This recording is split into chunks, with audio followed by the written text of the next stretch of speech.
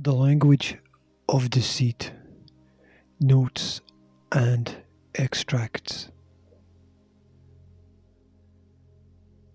Veterans and engines. I had never had as much contact with my family as I should, and yet, at the same time, sometimes it is better to distance yourself from those with differing opinions.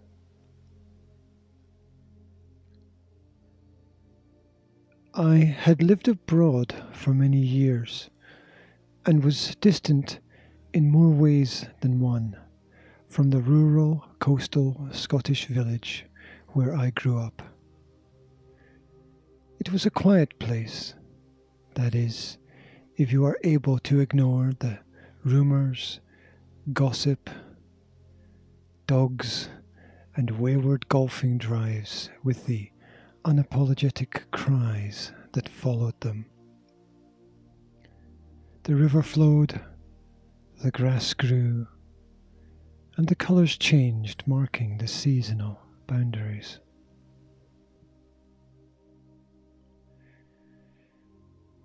The recent birth of my son had caused me to reevaluate my life and spend more time with my family. One of the results of this was that I was invited by my overly enthusiastic father to visit the annual Historic Wheels Open Day and Rally.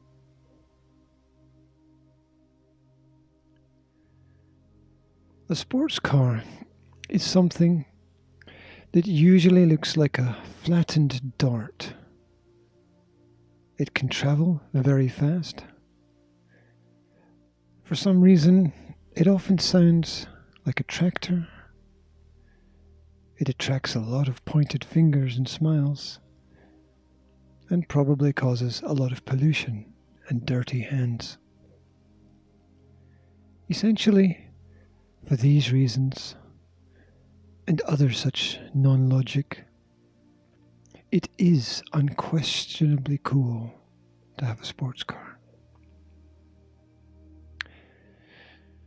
I personally am a driver of a 5-door, which really has 4 doors, small hatchback, and I like it very much.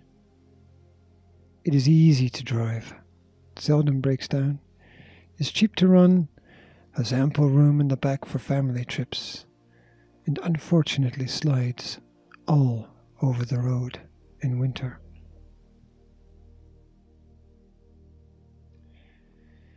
The day of the rally was approaching fast, and my father wanted to pass on his accumulated wisdom about cars. "Let's go," said my father, as he purposely strode out of the house intent on showing me the ropes and giving me a few pointers on driving his classic monster. This was his baby, a vehicle that had sat in pieces on his garage floor for 20 years, until, I imagine, he finally found the instructions.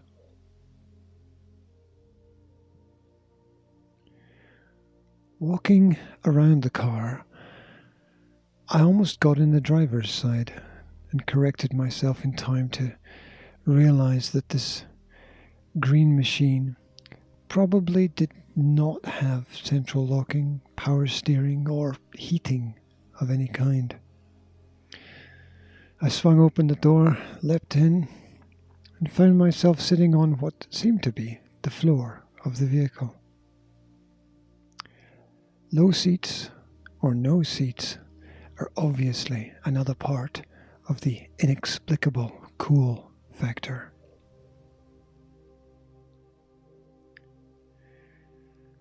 Having had some odd experiences with some of Dad's older cars, I knew that it was best not to touch anything or comment too much, so I didn't. I observed in detail the starting ritual and was soon overcome by the sweet cocktail mix of fresh leather and fresh fuel.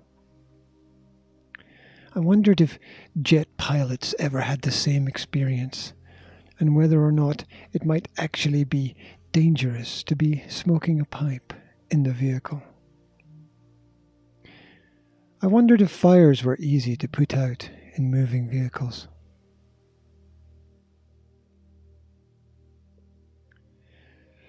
This was not a family car.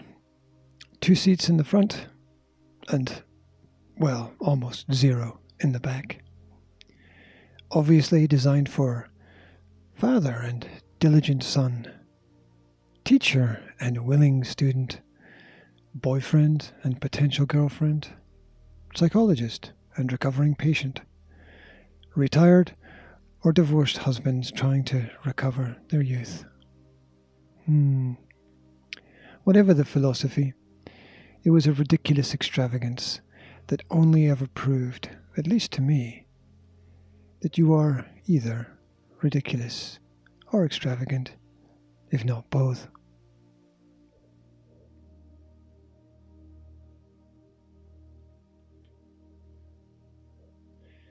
The removal of the roof, another perhaps life-threatening feature, revealed the typical Scottish summer sky. There was a patchwork of silver grey, cotton white, and remote blue. The Scottish equivalent of subtropical, also known as temperate maritime. Why anyone in their right or wrong mind would want to have an open-top car in the Highlands of Scotland is far beyond my reasoning. Perhaps it is some special scientific method for collecting rainwater, although I am somewhat reliably informed that above 60 miles per hour no rain gets in, though I find this hard to believe. Who knows the truth in this secret world of car worship? Time would soon tell.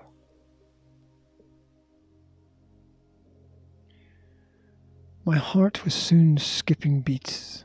The low driving position, without doubt, gives a feeling of speed or terror, as you seem to be travelling twice as fast as normal.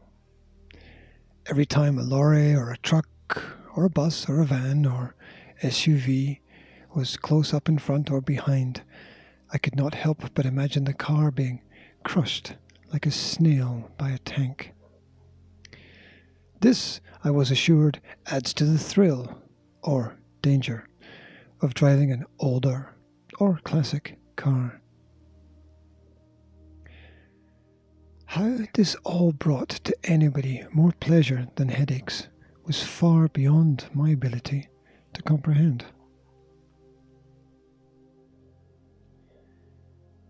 Eventually, we nervously swapped positions, and most of my first drive was spent trying to remember to stay on the left side of the road and trying not to grab the window handle each time I felt the need to change gear.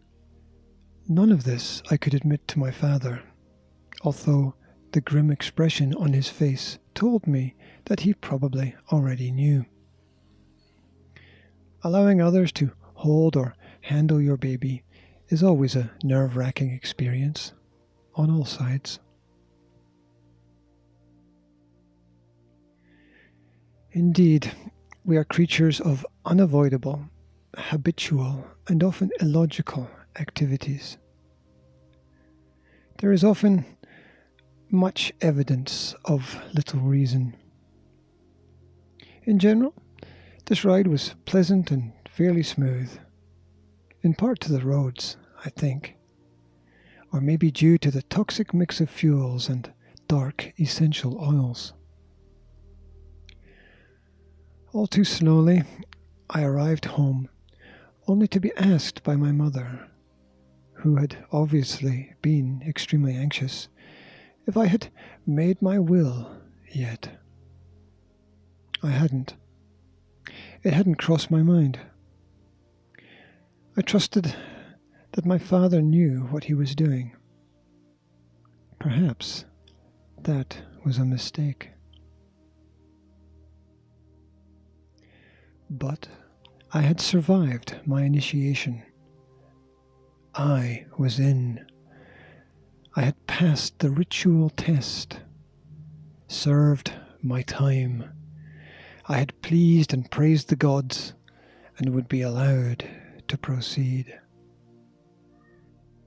Isn't that how it all always works?